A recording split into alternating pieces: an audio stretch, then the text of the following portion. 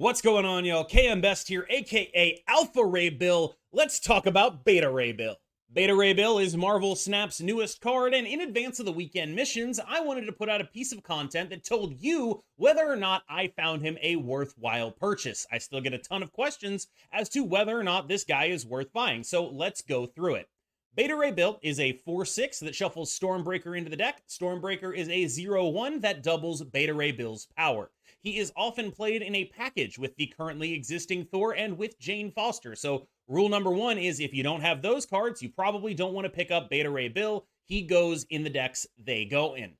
Rule number two is he doesn't really seem to create new archetypes so much as people put that package into archetypes that already exist. Check out these incredibly innovative and never before seen Beta Ray Bill decks. Like Darkhawk or like Sarah, but we put the Bill stuff in there. What about that Jane Monkey deck that existed a few months ago? Oh, I got it. Okay, we put those three cards in Lockjaw. Boom, Brainwave. All seriousness, that is the major consideration with Beta Ray Bill.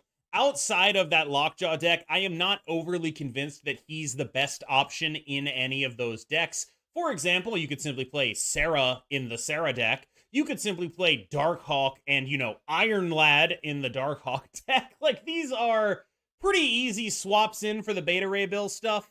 And I'm not overly convinced that he makes a ton of sense anywhere outside of Lockjaw exactly. And I think he only really makes sense in Lockjaw in the context of like, okay, I have this Jane in the deck already. I'm going to play Beta Ray as a way to get at least one other guaranteed flip off of the Lockjaw. So my final turn can be at least getting a Lockjaw flip plus a big guy. And I think that like generally makes sense and he is probably an upgrade in that deck.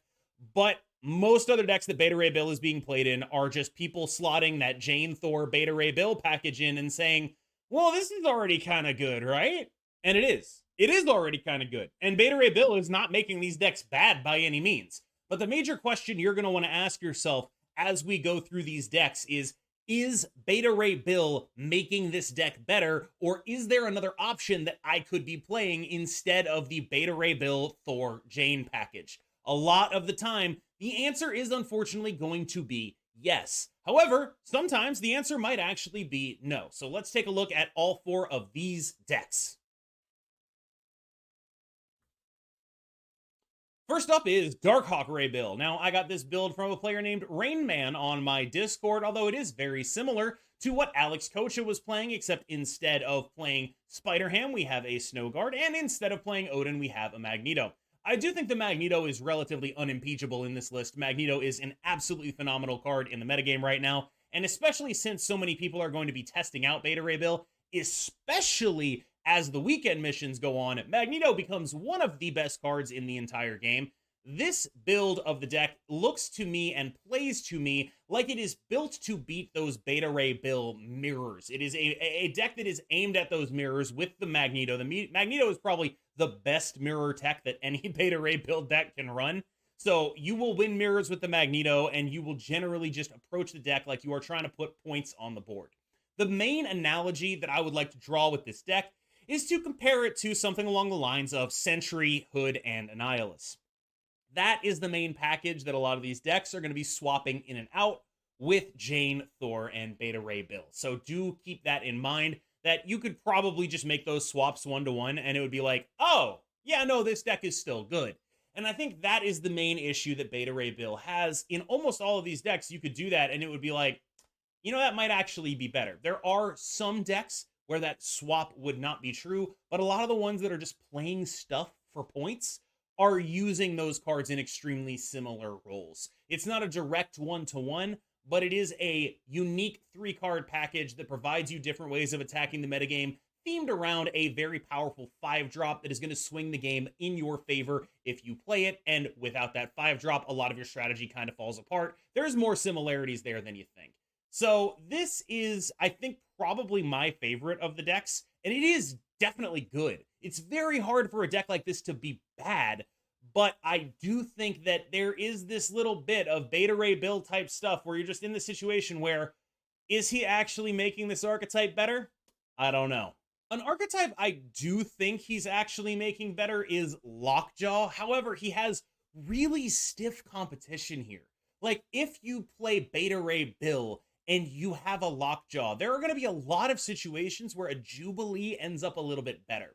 What I value about Beta Ray Bill in this deck is his ability to split power off of the Lockjaw lane, which I consider very compelling. In addition, when you have a Jane in hand, making sure you're drawing at least one free zero is relevant, and you will sometimes have that Wasp in your hand already. But you want to make sure you have one free zero so that when you can play the Jane, you get to have that free roll off of a Lockjaw to go alongside your 6-drop on the final turn of the game.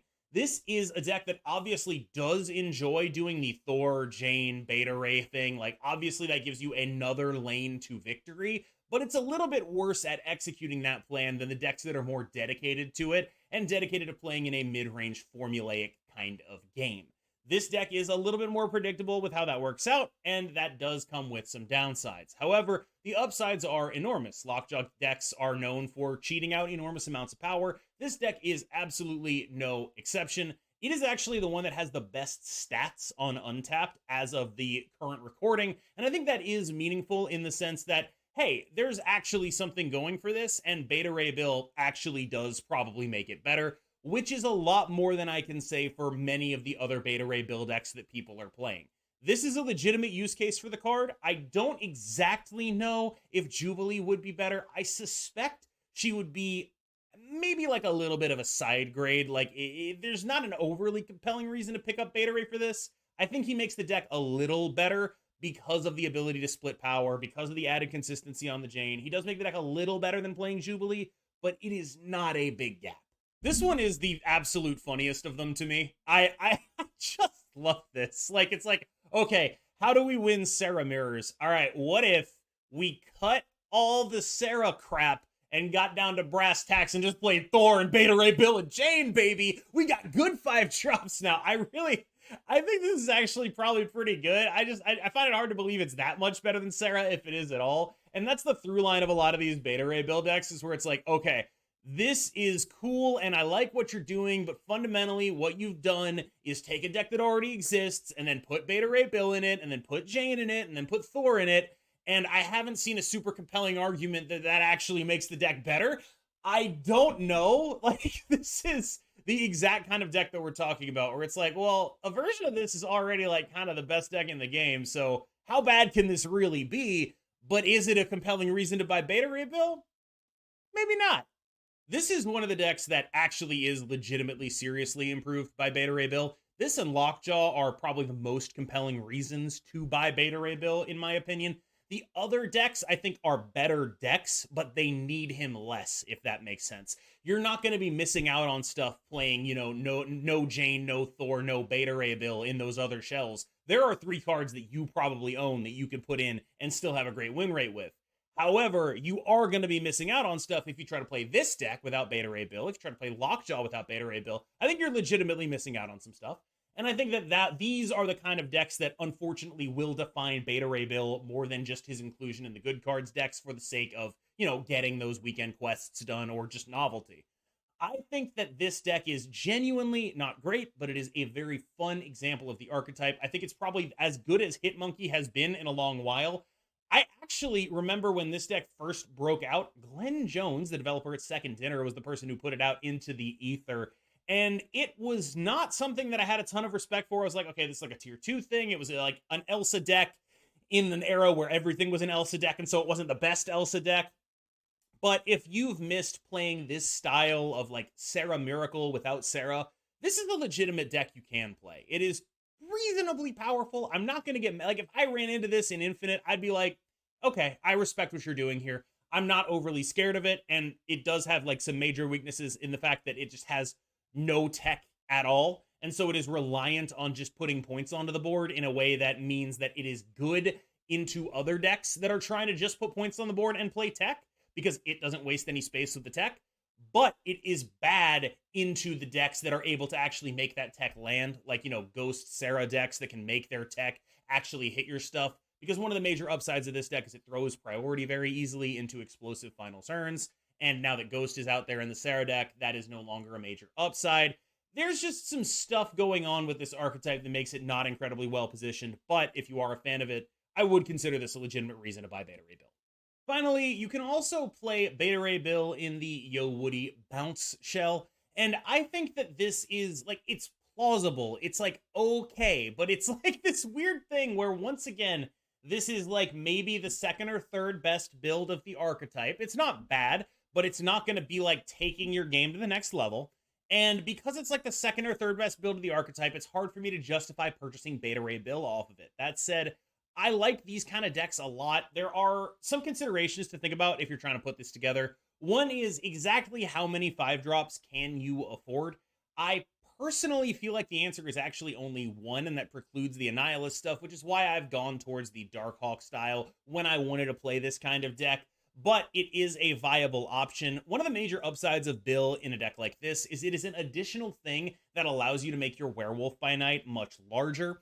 And you are not relying on Miss Marvel in this deck because you don't run Miss Marvel in this deck because you are still playing a bit of a bounce kind of strategy here. Like, you have none of the bounce cards in it, but you're playing 4 1-drops, which means she's never going to be on. So what's happening in this list is I personally think that you're using your Werewolf as worse Miss Marvel, and so I end up defaulting to the ones that actually can afford to run Miss Marvel and are a little less weak to the obvious tech of Shang-Chiing your stuff. But if you want to play Annihilus, I really can't argue against you here. The thing that you are going to run into, though, is pairing your 5 with the fact that you want to play another 5. It really restricts your turn 6s if you have invested into Sentry and you want to play Jane on 5. They're almost always going to be able to fill that lane up, and you're not going to get anything out of the Sentry. I do think that that does sort of drag this deck down a little bit, perhaps unfairly. It is a fine deck, but it definitely goes in the camp of decks that you do not need Beta Ray Bill to run. You will just take out the Thor stuff in here and run something else, probably. So what's the lesson? Lesson number 1 is there are 5 good decks with Beta Ray Bill that you can play right now. That is what this video could be about, ostensibly. Lesson number 2 is that I am not convinced that maybe 3 or 4 of those 5 decks actually need him. And that's the interesting bit about Beta Ray Bill, is there are more good decks with him than there have been for any other card released this month, probably, except maybe Kyara. But even Kyara only went in one deck. It's just that deck was really good. And Beta Ray Bill is good kind of across the board. This is like a good card that can be used well in a variety of scenarios. He's part of a powerful package with Thor and Jane Foster, and that package is what you're really evaluating when you buy Beta Ray Bill. Right now, that package is not all that much stronger than anything else you could be doing, but it is just good enough to be good. And that is the ultimate verdict on Beta Ray Bill that I have for you. He's just good enough to be good. Is he going to be a game breaker for you? Unequivocally, no.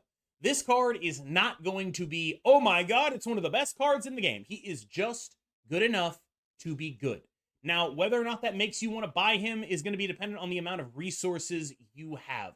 But I hope you come out of this video with a better understanding of where this guy actually fits. Because yes, there are a lot of good Beta Ray Bill decks. But if you really get down to it, the ones that actually need Beta Ray Bill, there's a lot less of those. And a lot of these so-called good Beta Ray Bill decks are just a good meta deck with Beta Ray Bill and the Thor package shoved in. And on the one hand, that is a testament to just how strong that package is. It is good enough to be, at best, a minor downgrade from legitimate meta stuff. It's a strong package.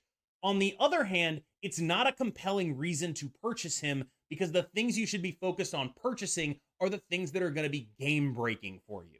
So, whether or not you end up buying Beta Ray Bill, thank you so much for making it to the end of this video. I wanted to keep this one short and sweet because the real issue with Beta Ray Bill is pretty much what we talked about. So, thank you so much. I've been KM Best. Let me know in the comments if you opted for Beta Ray Bill, and of course, if this was helpful to you. You have been phenomenal. I will see you in the next one.